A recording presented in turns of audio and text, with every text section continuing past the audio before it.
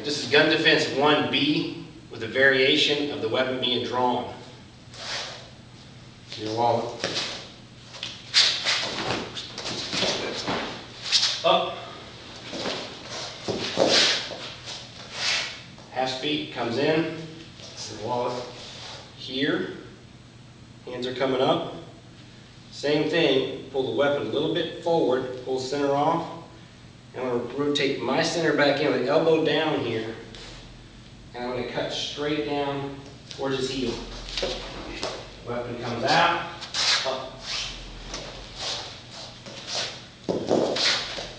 So here, as soon as I make this motion, I've cleared the weapon. As he continues, this momentum comes through, I'm going to pull through.